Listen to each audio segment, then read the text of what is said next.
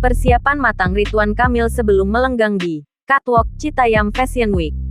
Gubernur Jawa Barat Ridwan Kamil tampaknya sudah mempersiapkan secara matang sebelum melenggang di Catwalk Citayam Fashion Week, kawasan Duku Atas, Sudirman, Jakarta Pusat, Rabu, tanggal 20 Juli tahun 2022.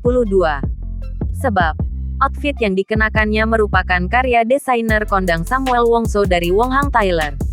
Ridwan Kamil mengenakan setelan jas warna coklat mocha.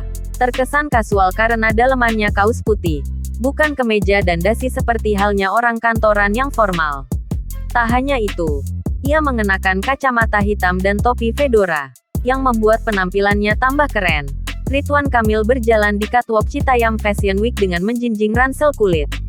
Sebelum melenggang seperti halnya ABG SCBD Sudirman, Citayam, Bojonggede, Depok, di Duku Atas, Ridwan Kamil baru saja menerima penghargaan Nirwasita Tantra dari Kementerian Lingkungan Hidup dan Kehutanan di Jakarta.